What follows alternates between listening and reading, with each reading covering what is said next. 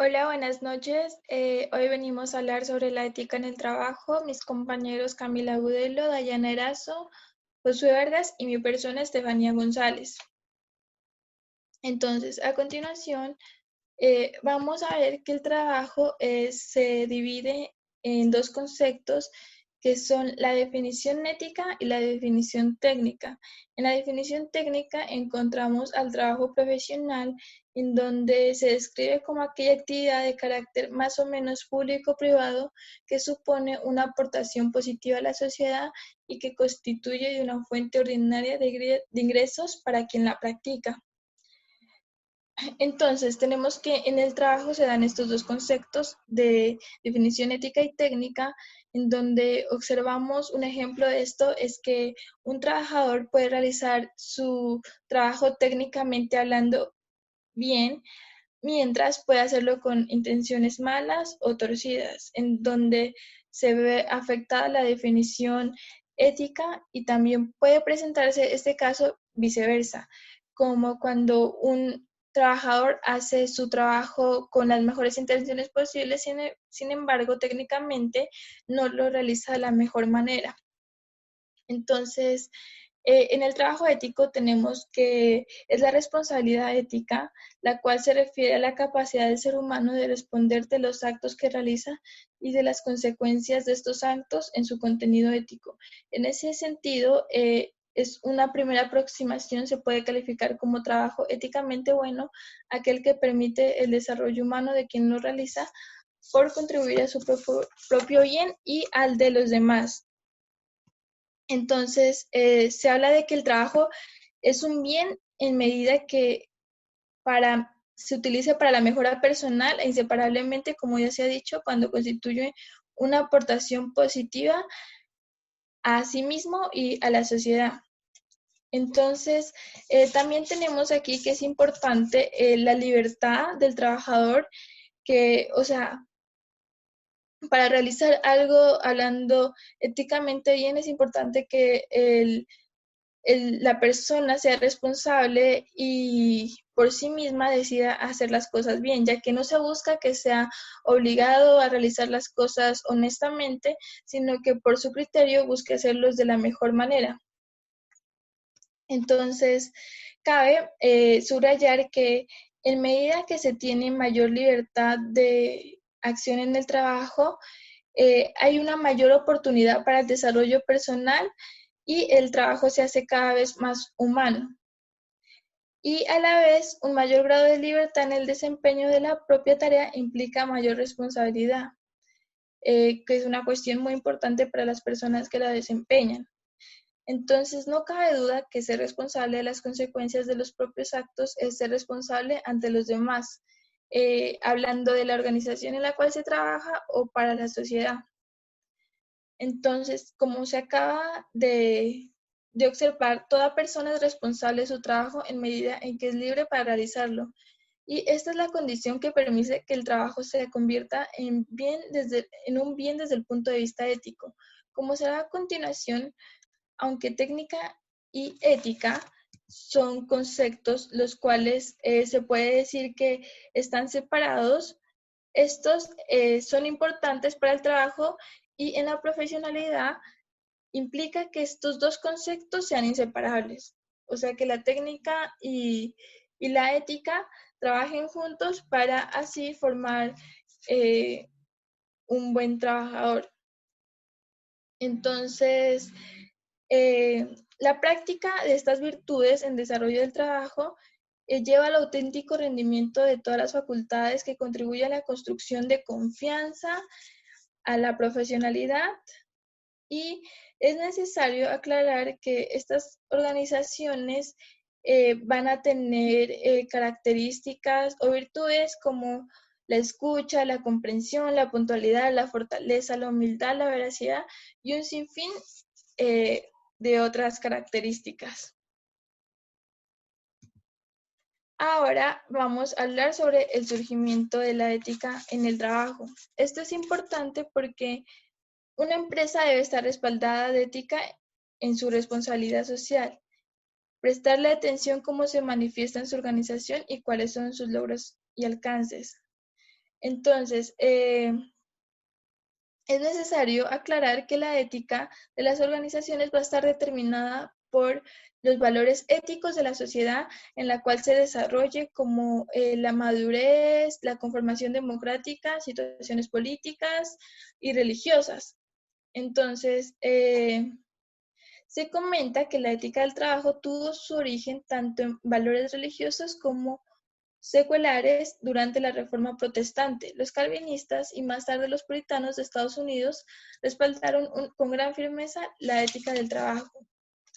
Entonces, debido a sus orígenes religiosos, se le ha llamado ética protestante, aunque también la sostienen personas que pertenecen a diferentes credos religiosos. El punto de vista de religión de la ética en el trabajo es que se trata de un acto de servicio a Dios y al prójimo, porque ayuda a crear una sociedad mejor en los seres humanos con el objetivo de que lo usen. Por lo que el trabajo pesado y la prevención de desperdicio constituyen obligaciones morales. Los resultados organizados en varias organizaciones confirman que los colaboradores o empleados que poseen esta ética de trabajo poseen o se sienten usualmente en la obligación moral con respecto a la ética, más que como una elección racional o empresarial. Por lo que no se debe sorprender por que se diga que la ética y la responsabilidad social sean conceptos que se refieren fundamentalmente a la calidad de nuestras relaciones a través del tiempo. Hay que considerar que el término ético se ha definido como el estudio en formas de nuestra organización o acciones que afectan a los demás.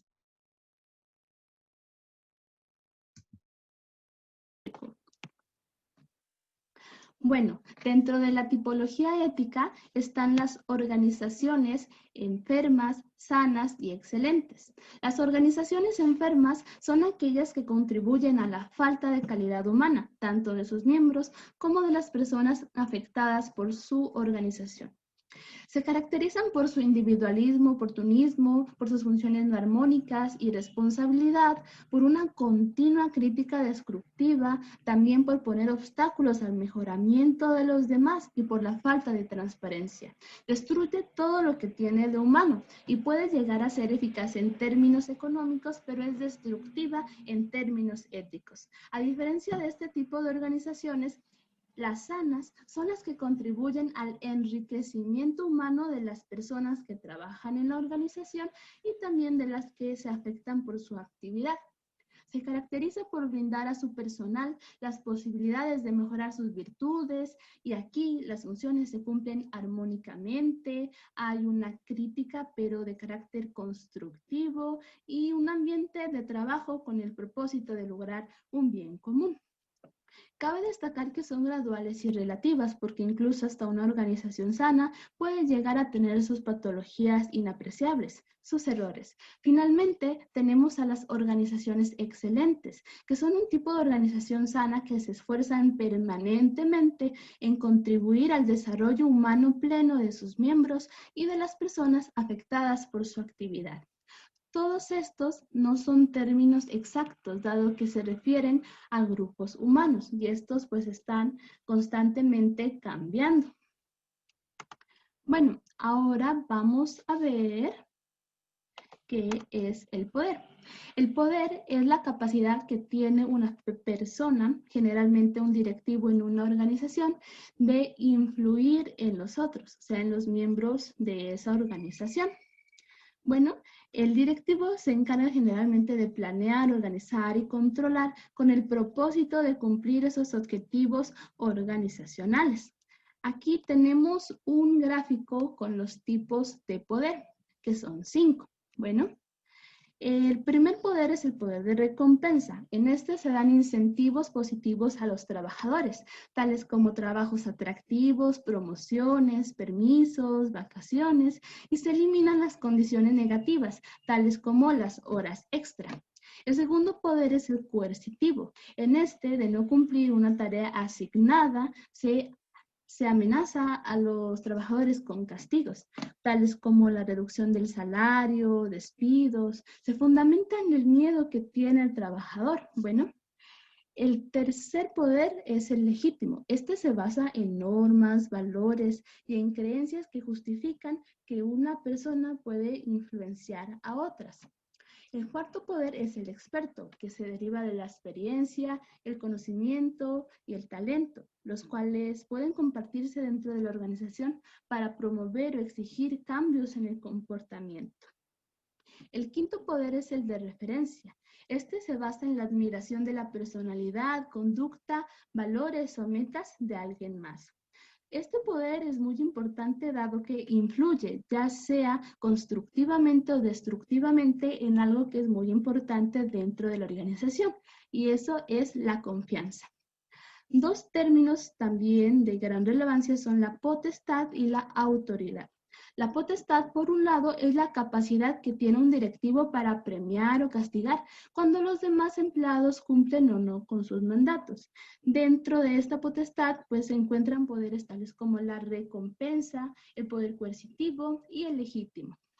Y por otro lado, la autoridad es la libre aceptación de quienes obedecen órdenes. Y dentro de esta pues, autoridad se encuentran poderes expertos y también de referencia. Lo ideal es que se tenga potestad más confianza para poder llegar a la autoridad. Bueno, pues aquí tenemos también que un buen directivo pues es el que tiene la competencia técnica, ética y emocional. Del mismo modo, en una organización se tiene en cuenta la responsabilidad y el compromiso. La responsabilidad es la capacidad que tienen las personas de asumir tareas y también pues las consecuencias de esas tareas, ¿no?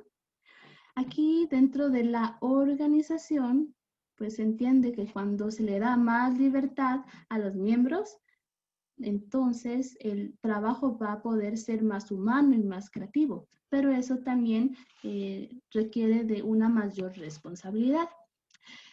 Y el compromiso es una especie de acuerdo de responsabilidad. Bueno, aquí tenemos tres tipos. El compromiso afectivo, que trata sobre el apego emocional, el de permanencia, que está relacionado con costo y beneficio, y el normativo, que está relacionado con la justicia. El grado de compromiso depende de la confianza.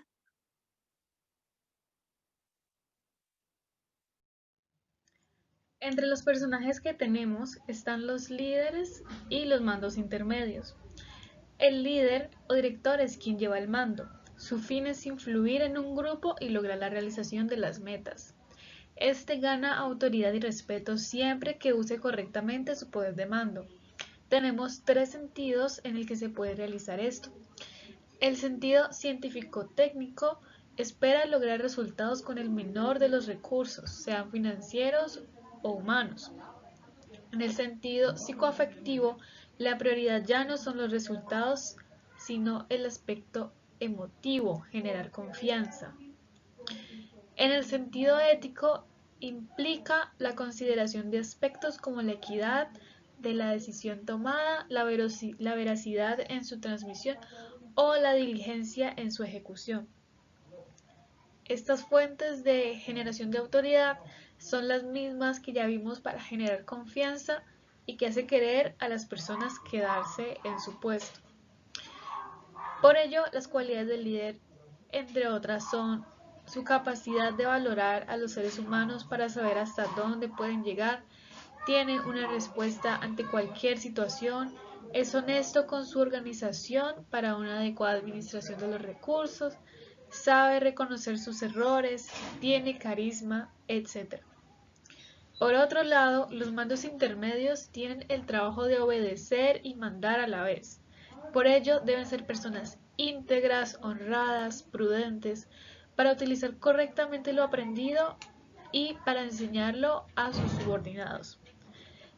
Como se expresa mejor en el libro Ética en las organizaciones, el mando intermedio es un embalse porque recibe conocimiento, un canal porque lo transmite y una fuente porque él mismo puede llegar a tener la libertad de generar conocimiento propio y compartirlo. Además, como vimos, Dado su rol como intermediario, es una pieza clave para la generación y restauración de la confianza. Ahora hablaremos de algunos autores.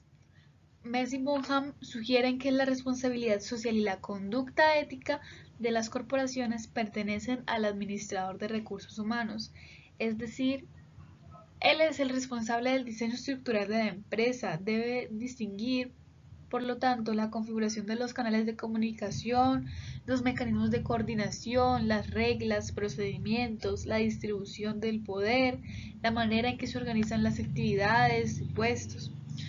Asimismo, Chain establece que los procesos de recursos humanos deben responder no solo a las demandas de la organización, sino a las necesidades individuales de todos los miembros de la empresa. De esta forma, los dos grupos de interés son considerados en la misma línea de equidad. Paul Millar, por su lado, recomendó incorporar al administrador de recursos humanos una serie de consideraciones, elementos fundamentales de la justicia distributiva, es decir, los principios de equidad, necesidad, mérito y logro, contribución y esfuerzo.